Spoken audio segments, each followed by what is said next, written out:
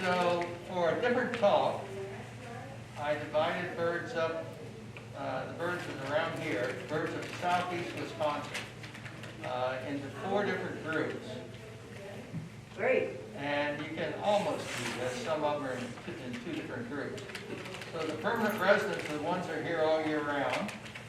Snowbirds are birds that nest up north, that come down here to get out of the darkness. They're up there where it gets dark in the winter. And so they come down here, some of them. And there's about 30 of each one of those groups. And then migrants are divided up in 2 groups. Migrants that come, some of whom stop and stay here and nest here. And then migrants that just fly through, and they're going farther north to nest. And so those we only see in the spring and the fall. And the migrants that nest here, of course, we get to see them during the summer.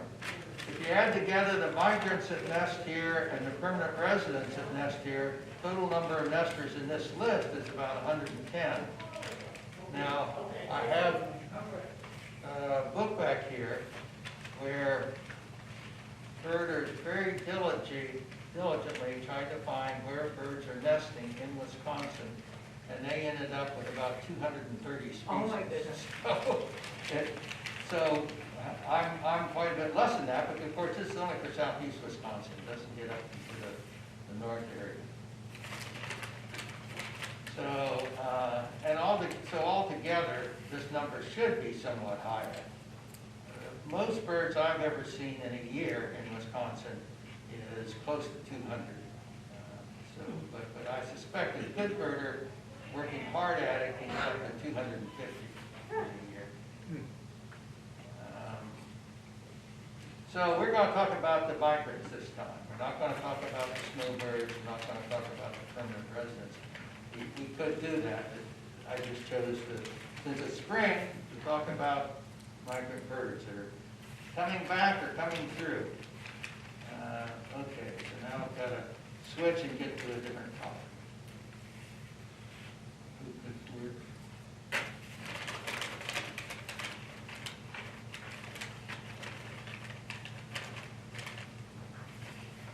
So this particular group of birds will be about, I think, about 90 migrants, and that are the, I don't know, most popular or ones we're more likely to see. And if we have more time, we can go on to another group of 60 that include a lot more waterfowl and shorebirds and things like that. They're not so much in this. Okay, so the first bird that I think is indicating spring is the red-winged blackbird. You can't trust the robins because some robins stay over. So when you see a robin, you don't know, is this a returning robin or is this a stayover? Generally, the returning robins return on about the same day as the red-winged blackbirds. There's about 5 species that return on that first day, if it's a good day. Now, let's see, a few things I want to say before we go farther. All these little birds migrate at night. They can't afford to be out there flying in the daytime when a hawk can pick them off. And so they all migrate at night. They don't like to migrate flying into a headwind, so they wait for a tailwind to come. So when a good tailwind comes, there may be quite a few of them come through. What else do I want to say? The males usually migrate a week or 2 weeks before the females of any particular species. But the red-winged blackbird is even farther. Between the males and the females, it's about 3 weeks. Red-winged blackbirds, incidentally, don't pair bond like other birds. The male fights to get some territory in a place where there's cattails. And if he's good and gets a nice big piece of territory, he may have 2 or 3 females nest in it. And all he does for them is provide, well, besides mating with them, is provide protection. He tries to keep the things that would eat the eggs, eat the babies away. But the females have to build a nest, and they have to lay the eggs and set on them, and then do all the feeding for them. But the fact that the really successful males get so many females means there's a whole bunch of other males that are totally unsuccessful. males get divided into winners and losers, to use Trump's language. And the losers pull the black feathers down over this red and yellow shoulder patch. And when they do that, that's signaling that they are surrendering. They can fly over the marsh then without these other guys coming up to fight them. Here's the female. Notice the female doesn't look anything like the male. She looks like a sparrow, really. She's bigger than a sparrow, but colored somewhat like a sparrow. What else do I want to see? In fact, I think at a very early time, and maybe it was Ogden that had it mixed up and thought these were two different species of birds, not knowing they were male and female, the same species.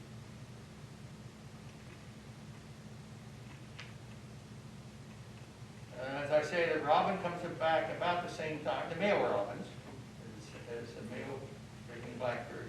Male robins, their head is considerably blacker than their back. Females, the head's about the same color as the back, so you can tell them apart. So I did not see a big flock of male robins this year, but I've seen males fighting and defending territory, and so I know the males have come back. But the big flock that you sometimes see of them coming and going on through, most of them, don't stay, they go on through. I didn't happen to see it this year. Incidentally, if you have any questions, yell them out, because probably it's something I forgot or something like that. As you're going through, would you tell us which ones maybe will come up to my patio feeders? No, Good question. So the birds that come to your patio feeder are almost all out of the group of birds that stay here all year round. Mm-hmm. Or some of the winter ones, the snowbirds.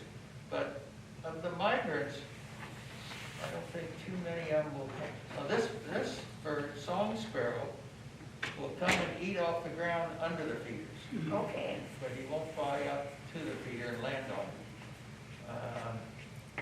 It's described as incidentally, our native sparrows, of which there's quite a few, say 20 different species, are not related to the English sparrow. Okay, the English sparrow is sort of a finch from Europe, that we call a sparrow. But, so this is one of our native sparrows, the first native sparrow to come back, quite a bit before the others. And Are these the ones that come in like at 10 at a time and always sleep on the ground? Yeah. I would say 10 at a time. That's only during the migration. Yeah. Later on, when they decide they're going to nest here, they start fighting with each other and forcing, so there will only be a pair of them. And most sparrows, you can't, the sexes look the same, so I don't have to. Now, this bird has a streaked chest with a spot that's bigger than the streaks in the center of it. And then these two bow tie effect, people call it, spot on either side in front here, under the bill. And they have a beautiful song that we bird watchers, get to know. So many times we hear the birds before we see them. So that bird generally comes back about the same day as the red-winged blackbirds and the robins. And this is a meadowlark, and they come back close to the same time. You can't tell from this picture if it's an eastern or western meadowlark. They look identical, but their songs are very different. And around here, we only have the eastern meadowlark. Over in western Wisconsin, we're getting to where you have both of them. How do they compare in size, say, to a robin? About same size, shorter tail maybe. This black V-shaped bib, if you go down to where they winter, let's say Georgia or Florida or farther out west in Arizona, it's gray then. It doesn't become black until breeding season, and it must change while they're migrating.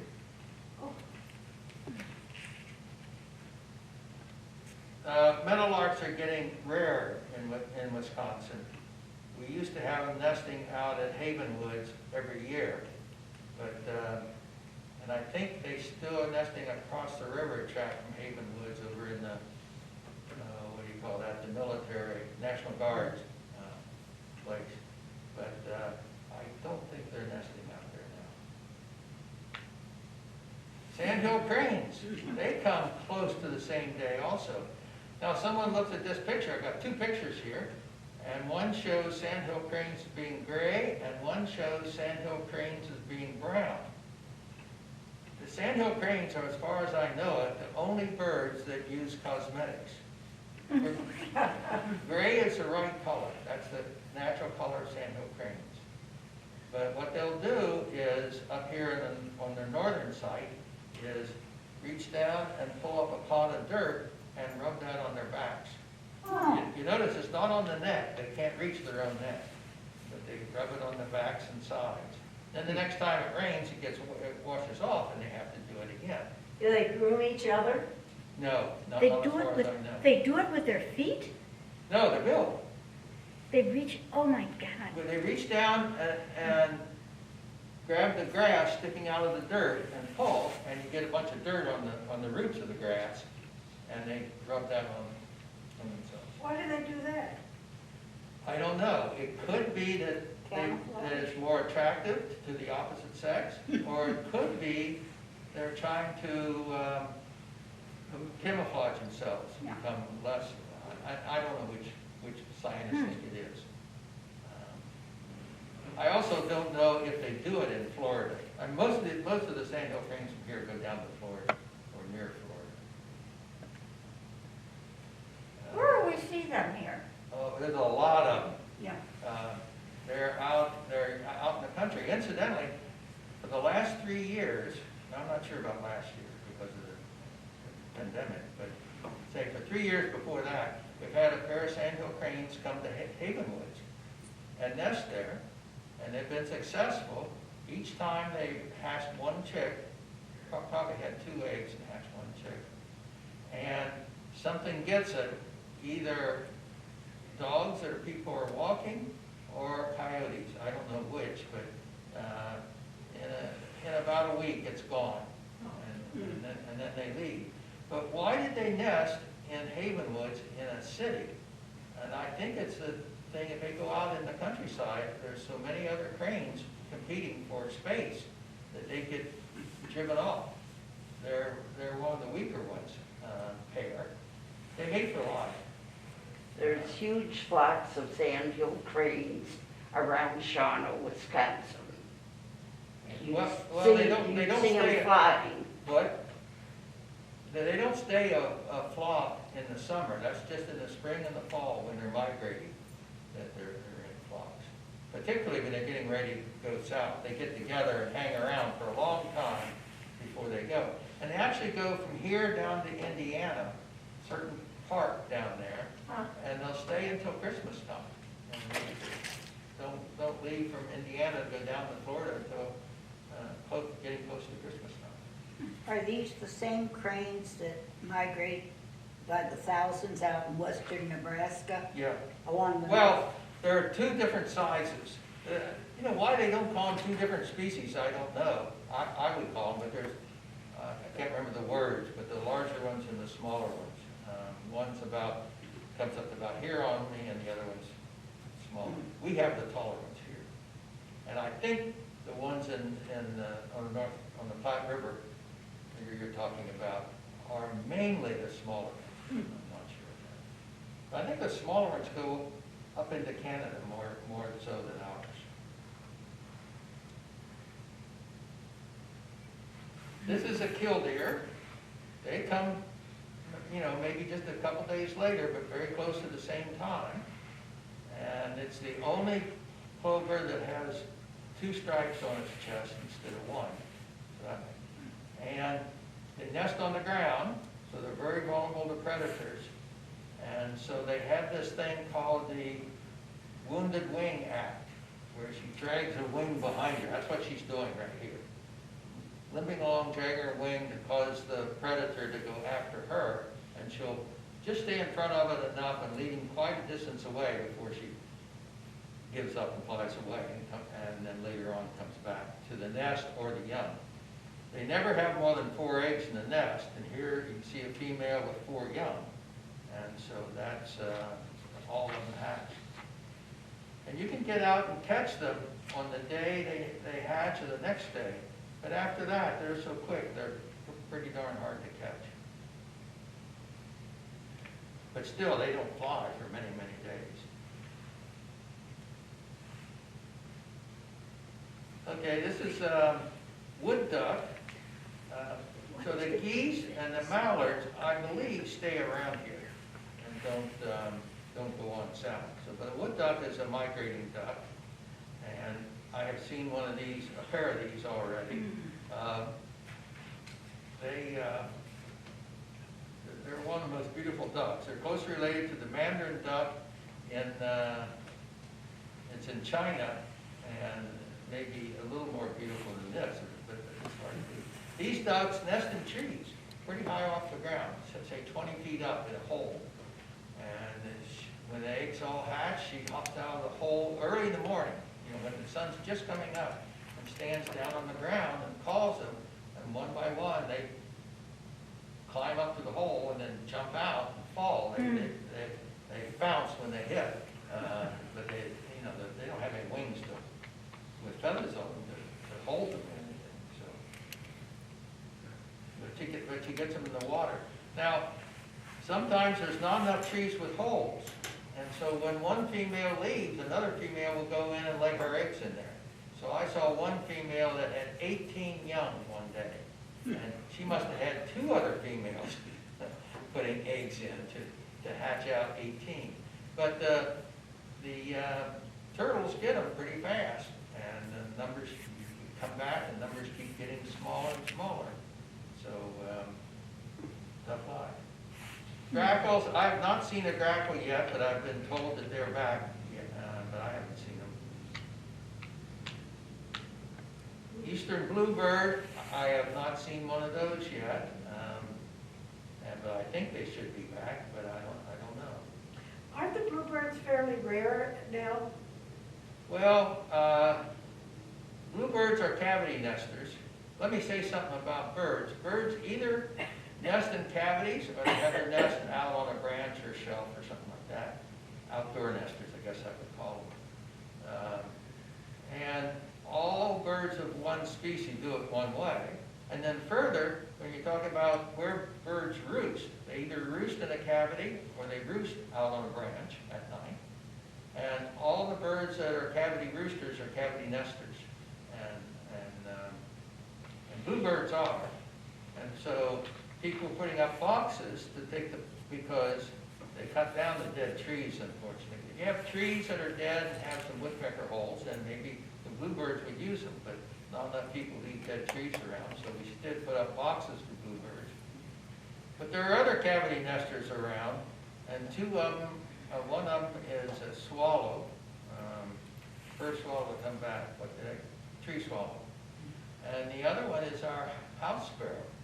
And either one of those is a stronger fighter than a bluebird, so that they will take over the boxes from them.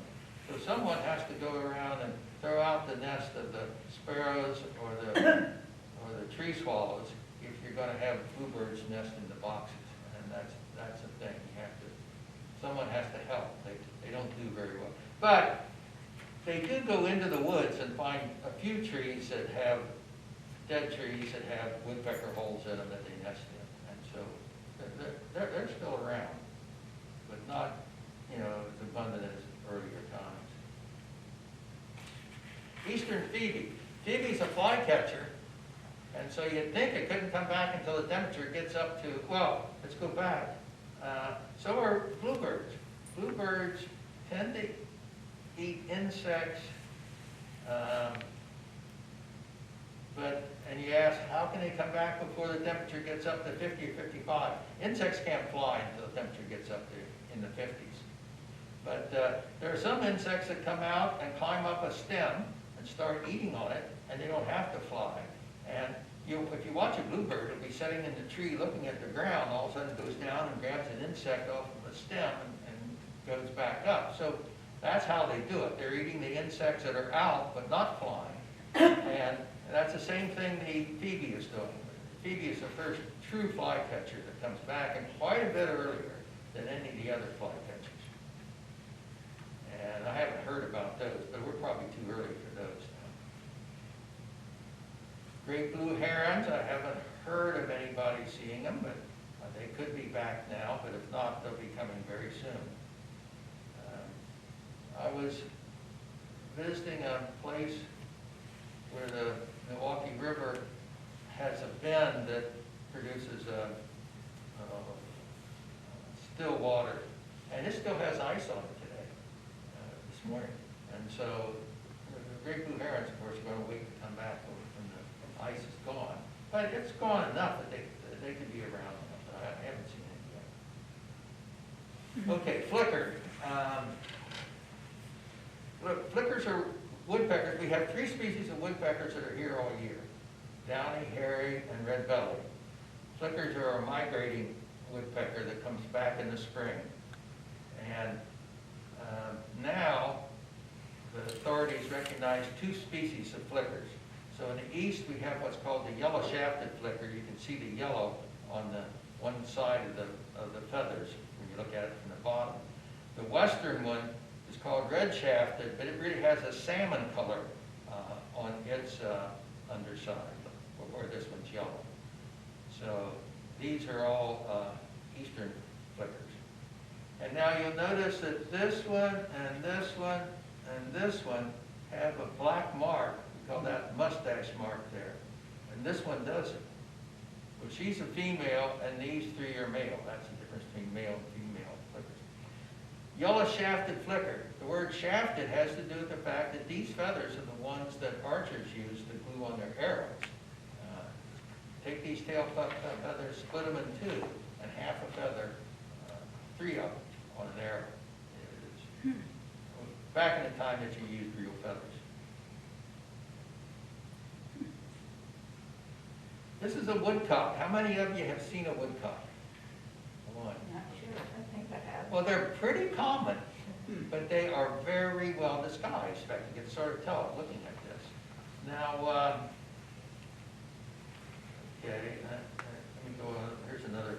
Here's 2 more pictures of them, and then this one, I wanted to get the fact that they eat earthworms. I wanted to get that in the picture, and I didn't pay enough attention. This is a European woodcock, not an American woodcock. You see his breast is striped in a way that's different than these, so you have to ignore that. Their bill is stiff down to the end of it, and the end of it is flexible, so they can stick that in and then open it up at the end when they get to the earthworm and pull it out.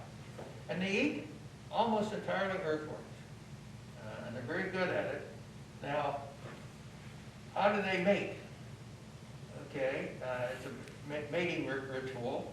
The male is going to, so the male sings a song, and the female will come to it. Females will come to it.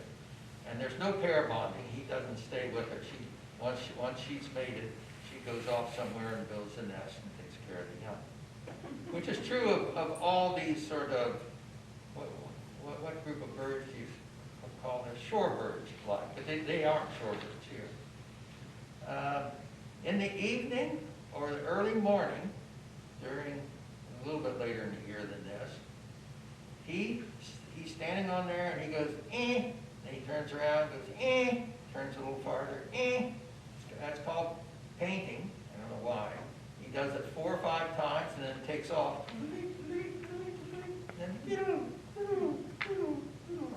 And it takes him maybe a couple minutes going up, a couple more minutes circling around, coming down. He lands close to the same place. If there's been a female, she's walked some during that time, getting closer. Or if you want to see him, you can walk during that time he's up, getting closer. And then you have to stand real still if he lands, if you got close to his place. And then he does the same thing all over again. And so I used to live farther north, up in Glendale, and I would go out in Haven Woods and see this in the evenings in the spring. And at Schlitz Audubon, there's a lady there that guides walks using a searchlight. She goes out to throw the searchlight on him, and it doesn't cause him to stop. He just keeps doing it. And so you can actually see them that way. If any of you are members of Schlitz, it will come out in their calendar when the time to go out and watch the woodcock are. But the fact that you seem to find them fairly, so places that are a mixture of woods and grassland, prairie, maybe you want to say, something like that, are the places where you find them. And he flies from a place that's a clearing, you might say, in the woods.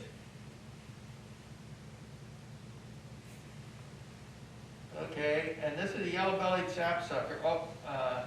They do not stay. Now, I think all the birds we've looked at so far, some of them stay around here, but the yellow-bellied sapsuckers don't. They're going to go farther north. And this, you see these holes in the tree that he's drilled? He drills those holes in the tree just into the right layer where the sap flows. And so a little bit of sap comes out of each one of those holes, and it's a little bit sweet, so he likes to drink it, but it also attracts insects, and he gets to eat insects. Now, if he comes here to, and say, somewhere in Milwaukee, and chooses a place where there's a tree here, and a tree here, and maybe on this tree another branch or something, he maybe has 3 or 4 places where he has holes on that, he gets to be very busy. Because the other birds spot those, and they come to drink and eat the insects, and he has to keep shooing the other birds away and flying from one place to another. And he does that for a week or so, waiting for the next time that the tailwind's right, and then heads on farther north. They nest up in northern Wisconsin, but not here. Incidentally, just stop for a second here. This is the book I was telling you about. Every page of this book has a map of Wisconsin on it. And now, this is a bird, what is this? Eastern phoebe, very common. So look at that. It's almost all color blue. But you get a rare one that the state has been divided into thousands. Yeah, here's some bird that only nests up in the northern part of the state. Down in the southern part of the state, you see hardly any of them. So, and it's just page after page of this. One bird per page, 230 species. So he would, his map would, the yellow-bellied sapsucker's map would look like that one. Okay, this is a fox sparrow. Notice how chocolatey his color is. That's the eastern fox sparrow. He's closely related to song sparrow and does have streaks on the chest and a spot in the center, if you can see it. It's not even in this book. None of them nest in Wisconsin at all. They all go on through, on up to Canada. So, yeah, as I say, there's a fair fraction of migrating birds that don't stop. Incidentally, why am I talking so much about the spring migration? In the fall, when they migrate south, they're drab. They've lost their breeding plumage. They're not pretty. And so to me, the spring migration is much more important than the fall migration. When I used to lead a birding group, we would go out during the latter half of March, April, and May, every week, twice a week, Monday and Friday mornings. We would go out to different places sometimes. But, yeah, and then I don't even bother going out on the fall migration. This is a golden crowned kinglet, a very small bird. This bird is the smallest bird in North America except hummingbirds. We only have one species, hummingbird, in the east, and the west has about 10 species. That's nice. Now you can see that some of them just have gold on top, and others have gold along the edge and an orange sticking up higher. What's going on? The males can cause this center part to come up and stick out, and they do that when they are fighting with other males. And this bird comes at about the time it is here, but now the next bird is the ruby crown kinglet, and I put it in just to be close to the golden crown so we can talk about them both at once, but actually it's a few weeks later in the spring migration. And the males here have the ability to pull this ruby crown, which we call the strawberry, pull it right down into some sort of little groove or something in their head, and it doesn't show up. They just look like females. You'll be looking at a male and thinking it's a female, and all of a sudden, poof, that thing, and it's caused by another male vocalizing somewhere nearby, and all of a sudden he comes out with it. Then he pulls it back in real quick. So very strange.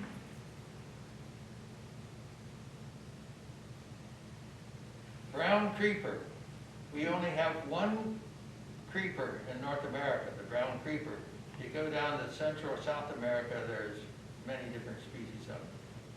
This bird likes to look for insects that hide under the edge of the bark from looking up. He likes to look at the bottom edge of the bark and see what he can find there. So he hikes up the tree, looking, hikes up. When he gets up to about, I don't know, 20 feet or so, flies down to the trunk of another tree about 1 or 2 feet off the ground, just real low. Starts all over and goes hiking up. And that's what he does all day, working his way north. None of them stay here. They go somewhere farther north. I wonder if they're in this book. Probably are, but I'm not going to take the time to look it up. Hermit thrush.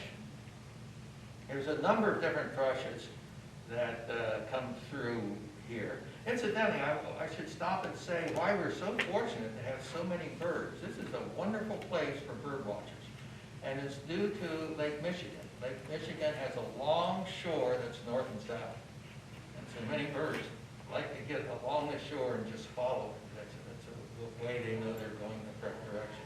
And in Milwaukee here, we also have the Milwaukee River, which is north-south. And so a good place to catch migrating birds is either over next to the shore, and that would be Lake Park, or over next to the river, and that would be the closest. There's parks all along the river, but the closest one is Urban Ecology Center. And so those are very good places to find migrating birds because they can follow the paths. As I say, if you're over there at a day after the night of a tailwind, a south wind, then you'll see lots of things. Okay, so the hermit thrush is one of a number of thrushes. Robin's another one, but almost all the others have spots on their chest their whole life, whereas robins only have it when they're immature. The hermit thrush can be distinguished from the other thrushes because his tail is redder than the rest of his body, just a little bit. And he has a habit of pulling his tail up and letting it droop down, pulling it up and letting it droop down. And they come earlier than the other thrushes, and a few of these might winter over because at the Christmas bird count, we still see hermit thrushes. This is a hooded merganser. This picture down at the lower left side here shows what they look like normally. But when a female comes around, the male raises his crest or hood or whatever, and this white part gets much bigger instead of like it normally is. So these two are raised. This one's halfway or starting up. Here's a female incident. Here's a female in front of this male here. And you don't see too many of these, but I think the year I was making this, I saw one on the river at Clutch Park. This is our first warbler. Now, warblers are little birds that flit around real fast. They're a little hard to watch with binoculars. They keep jumping around. But they are, particularly in the spring, they are beautiful birds of many different colors. And there's a lot of species of warblers. Altogether, we can expect 30-some species of warblers to migrate through. And you don't see them all in any one year. When I had good eyesight at these, I generally saw 20-some species of warblers in a particular year migrating through here. This is the yellow rump warbler, the first one that comes, and one of the most numerous. There's more yellow rumps going through than almost anything else. If you look at this closely, you see 4 of these yellow rumps have a white under their chin, and one of them has yellow. And so they used to be 2 separate species. The white ones were called myrtle warblers, and the yellow ones were called Audubon warblers. But then some darn bird watcher caught 2 of them mating, and that's the definition of a species. If birds mate together, they're in the same species. And so they couldn't leave this as 2 separate species. So they had to get a characteristic that all of them had. It's the yellow on the rump that they all have. And so they gave up the name Myrtle and Audubon and gave them the name yellow rump warbler. Would you want to be known by your rump? Butterbutt is another, that's a nickname that birders call them. Terrible. No respect. This is an American kestrel, 2 of them. And among hawks and owls, the female is bigger than the males. She has to defend the young from the males in some sense. And so, so this is the female. You notice not as pretty as the male. The male has these blue wings that stand out a little bit. But the females are always more drab, so that they don't stand out. This is our smallest falcon, and it's only about this big, I would say. And it's a cavity nester. And here's a male flying. You can see those long. Falcons have long, sharp, pointed wings. And this, might be a mistake. This might be a European falcon instead of an American falcon. Not sure about it. But one thing they do, they can see in the ultraviolet. And mouse pea is very bright in the ultraviolet. So as they look down on a field, they see these lines, the trails where the mice are going to run. And they just hang up there hovering. That's what this bird's doing. He's holding himself still in space, or in the air, hovering, looking down, and we see some mouse go down the trail, drop down, and maybe catch it. Hawks, I think they say hawks are generally get what they go after, small fraction of the time. Get maybe one try in 10. I think it's more often than that, but it's not like all the time at all. A white-throated sparrow, and you can see why they're called the white-throated sparrow. And we don't have those here. They all go north. Well, I should look it up in here, and I'd find there would be a few of them, particularly in the northern part of the state, but not many around here. Not many that nest around here. And this is the tree swallow I was telling you about. This is a bird that nests in the bluebird boxes. And you can see, look at this, here's one hanging on a bluebird box. And here are a couple of them sitting on top of the bluebird box, there and there. Yep, they really like bluebird boxes. And they're sort of pretty birds themselves, so we don't begrudge them a box or 2. This is a barn swallow. They make nests out of clay and mud, I guess I should say. And so a nest made out of mud that's out in the rain isn't going to do very well. It'll start to run. and so they always put their nest in under something, and they like to fly into a barn if there's a, if it doesn't have glass windows or whatever, and nest in there. And so that's where they got the name barn swallow. But the nests are always put in places that the rain won't fall on. And this is the original swallowtail. Notice how the outside feathers here are much longer than the ones across. Now it's funny that this female has longer feathers than this particular male. This male might be an immature or something, and his swallowtail feathers haven't grown out as much yet. He'll get the long ones. So the males have the orange breast, and the females have the white breast. And this is a brown thrasher. It's a little bit bigger bird. Long tail, long bill. He's in the birds that mimic other birds, so he can make sounds that sound like other things.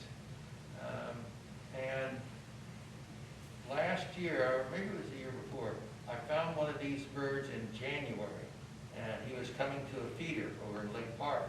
Once he realized it was there, he came back every day to that feeder, and I think he had stayed over. So even though these birds don't normally stay over, once in a while one will. And that's true of any species, of course. So he's in a group of mimics, which includes the catbird and the mockingbird. Those three birds all have the ability to imitate other sounds they hear, including bird sounds. Okay, now warblers are so common.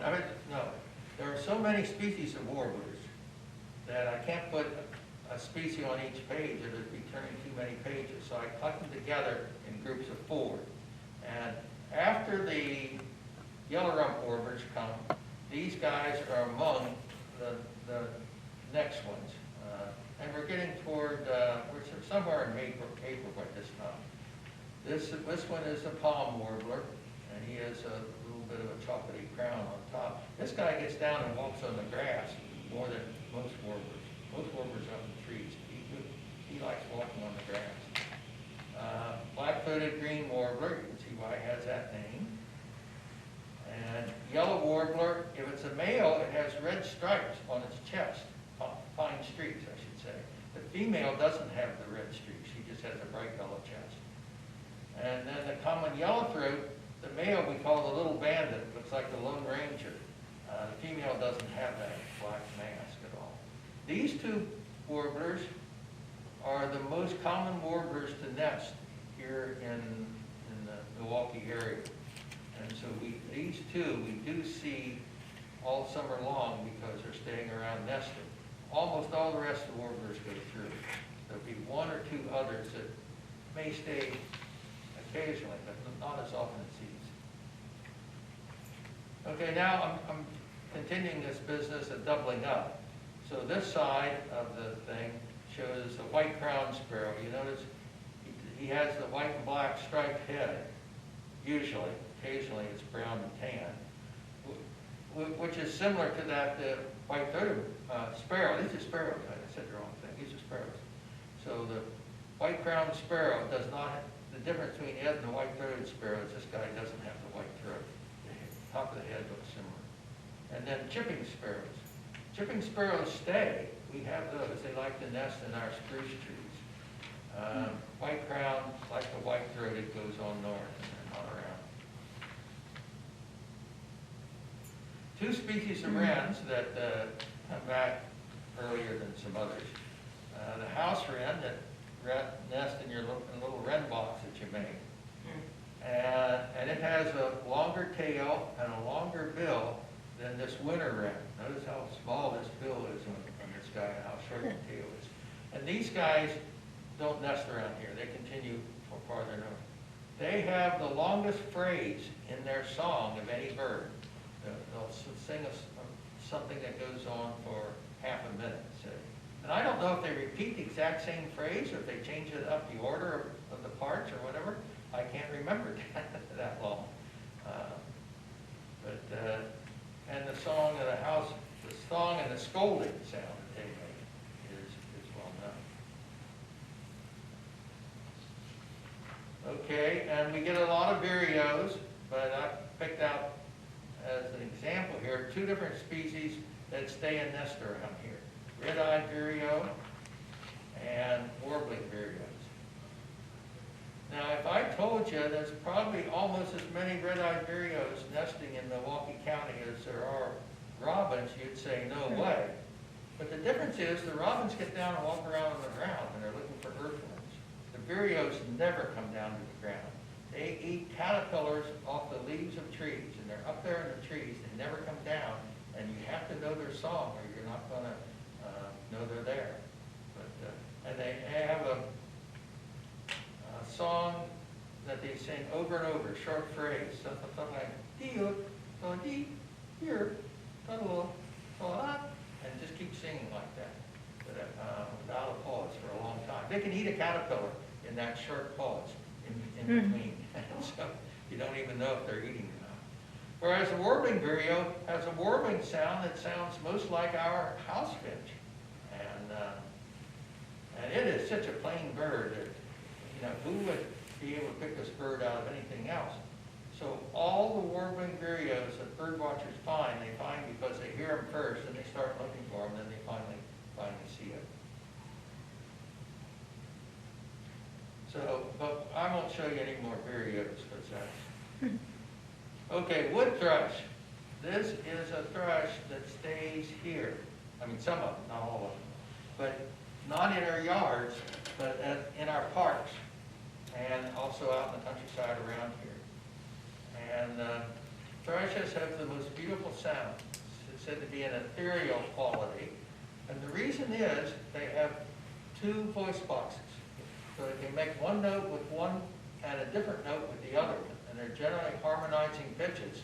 And that gives the bird a very ethereal quality compared to the general birds that are only singing one pitch at a time instead of two. And so, and if you go out and go hike through the woods around here, you have a good chance of hearing these once they come back. Now we're talking about something that we're getting close to. We're getting to the second half of April, I'm thinking. I'm not sure exactly when, but yeah, very, very beautiful sound. Oh, yeah. We are getting, so the number of birds that come back per day, it oscillates because of whether you have a south wind or not. If you just think of it as a smooth thing, it increases more and more. So just a few new birds a day in March, more in April, and it goes up, and the 1st of May is the peak. That's the peak of the spring migration. And it also, some of our most beautiful birds come in. And so I got a bunch of them here together. The oriole comes a few days before the 1st of May. Males come first. This is 3 males and 1 female. She won't come for another week or 2, 10 days after the males. And of course, she's a great weaver. She weaves these very long hanging nets that are hang down about this much. She's down here. She gets in it, goes down, sets on the eggs down there, but it's attached up here. And so, very few, squirrels or something like that can't go out and get in it, but it's hanging out at the very tips of a limb, and she's safer that way. Okay, so that's one of the 4 really wonderful birds around the 1st of May. The second is the rose-breasted grosbeak. Again, I have pictures of 3 males and 1 female. This female looks very different. Looks sort of sparrow-like color, but has this light line over the eye and the other one down below. So 4 white lines on the bird, 2 on the top and 2 down below on the head of the female. That helps you find. Incidentally, these bills are very big and very strong.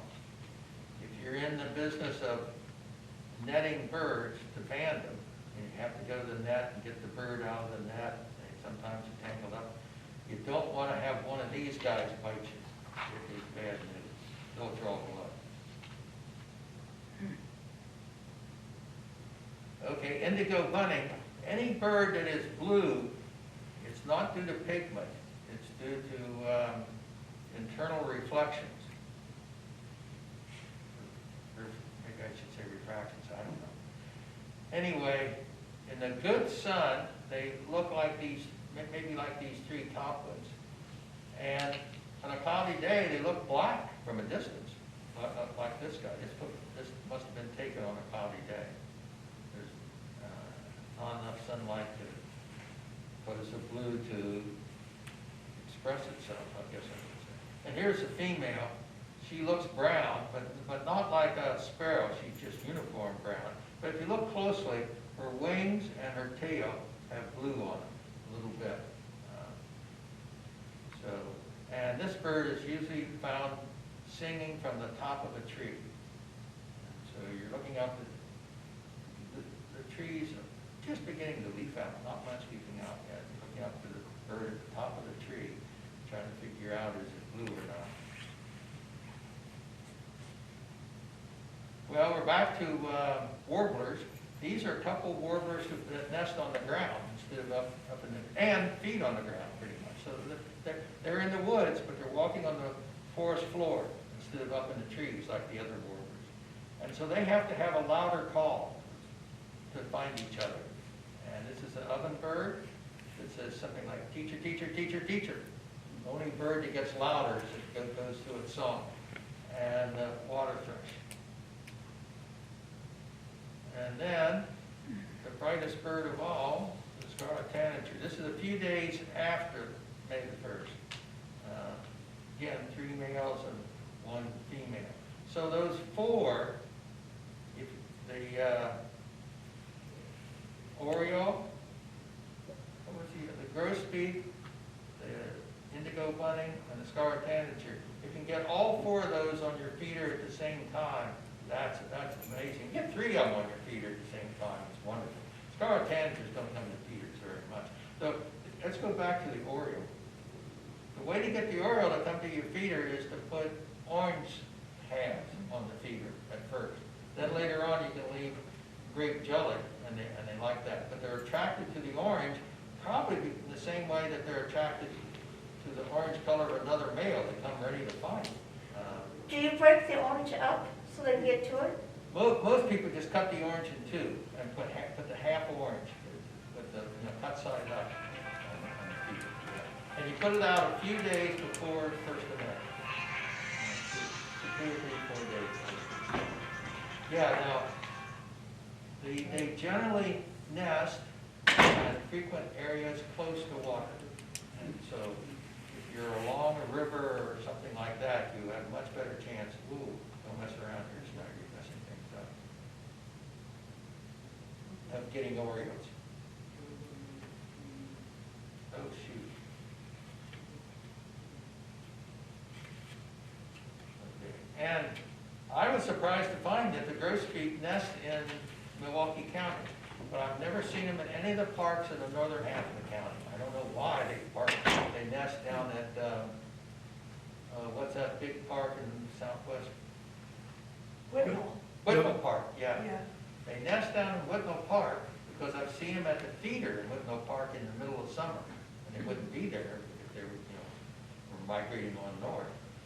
So they're nesting down there, but I've never seen them up here in the northern half of the county.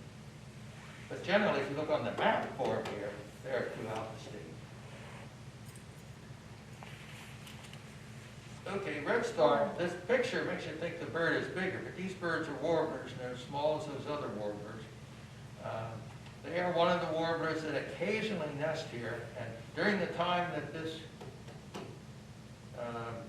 that we birders were out between 95 and 99, I was able to find a pair of nesting red stars in Shorewood. So that was a bit of luck. Because they normally don't nest around here. I mean, only a few do. Wilson snipe. That's used to be, was just called a common snipe, but someone found the difference between the ones in England and Europe and the ones over here. So now the ones in North America are Wilson snipe to distinguish from the common snipe. And yeah, so we see them migrate through. I don't think I've ever seen them nest around here. And they make a song that goes something like, and I've heard that a number of times. Now, why should they be singing if they're not thinking about nesting? I don't know. Maybe I didn't hear it here. Maybe I've heard it out west. Okay, red-headed woodpeckers come back from the south later, and they do nest here. We have had them nest over at Lake Park, but it's a rare thing. And you can think of them as red, white, and blue, but the blue is a very dark blue, and it's really black, I think. 2 different species here, the Virginia rail and the sora, which is a kind of rail. Probably sora is a word for rail in some other language, maybe French or something. But the Virginia rail has a longer, narrower bill, and the sora has a shorter bill. These guys They're about as big as your fist. Incidentally, if you look at this one, you see he is narrower this way than you look at this one, you see it's this way. They are flattened, laterally flattened, and so they're sort of like my hand here. Not quite that, but they flatten. They can walk between. Audubon himself had a pet rail, and he put pencils standing only an inch apart, and that bird would flatten so much he would go through and knock them over. So that because they live in the cattails, down at the bottom of the cattails. When you're walking around the cattails, you don't want to hit one, and because of the shape, predators can see that there's something there. And so they walk very carefully, and they flatten themselves. Hence the phrase, thin as a rail. Okay, this is where the phrase comes from. Now, like the other birds I've talked about, they're about this big, about the size of my hand. And so they fly at night, like the others. And they're flying along at night, and the sun starts to come up, and they start looking down real quick to find the closest marsh or wet spot or whatever. And sometimes they don't find one, and they just come down wherever they are. This is in the lawn of Lake Park, and there's a depression there about this big. And that rail found that depression and came down and nested there. And three of us were walking along, and I saw this head sticking up out of the grass. I said, stop. And we looked at it. I said, my gosh, that's a rail. And I looked around, and Ann Lowry was down the hill farther, and I went down, and she's a good bird photographer. So I went down and asked her to bring her camera up, and she took this picture of it. And you can see the head here, but the rest of him is down in that hole pretty well. And he'll just stay there and not do anything until the evening comes, the night, take off again and head further north. I saw a reel at Estabrook when we first moved here, and I had no idea what it was, so I'm studying it and trying to memorize everything I can to get back to my book, and it just froze. Yeah. And I froze. And Well, I once saw two males fighting in Havenwoods. But incidentally, one thing that makes it harder for these birds, but helps us birders, is you can keep carrying these cell phones that have the songs on them. So you come to a marsh and you play the song of a rail, and they answer you. Now you still don't see them, you don't know where they are out there, but you can hear them, and you know which one, which species. That's the most common is the Sora. Here's four more warblers: the Cape May, Magnolia, bay-breasted. Now, who knows why this is called bay-breasted? Back before there were cars and everybody had to ride a horse to get around, the horses that were called bay, that was a known color. Bay is a certain color of brown, and that's what's being described here, bay-breasted. It's not on his breast, though. It's on his head and his side, that sort of thing. And this guy is called by the Indians Little Flamethrower, the Blackburnian. We call it the Blackburnian warbler. Very spectacular. You look up in the tree and see this bright orange. So should we stop here? I'll just go real quick to spotted sandpiper. In the summer has spots on his chest, in the winter he doesn't. Solitary sandpiper makes a sound that sounds like a slide whistle.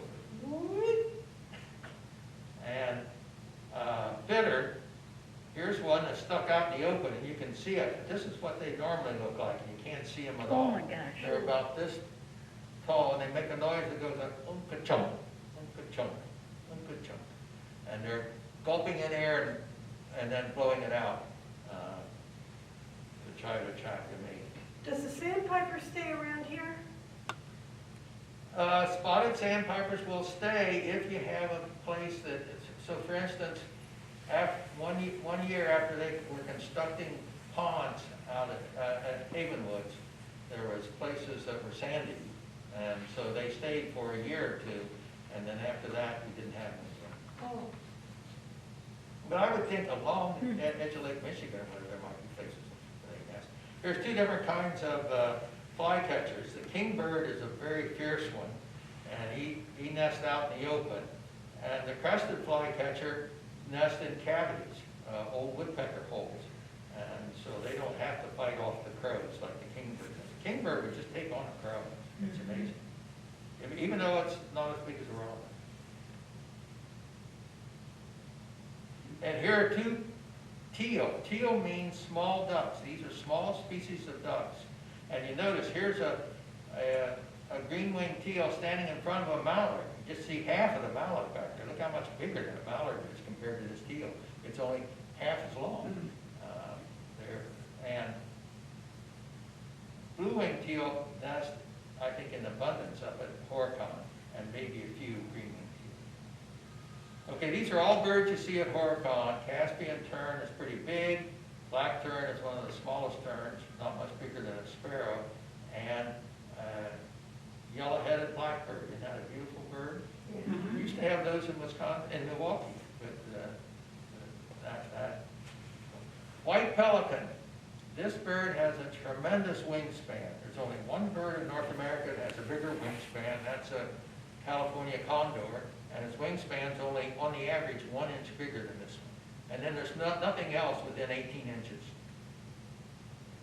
So, and these guys, people go down in the winter and see them in Florida. They see brown pelicans down there. They think both of those pelicans stay there and nest. Not true. The white pelican only nests up here in the north.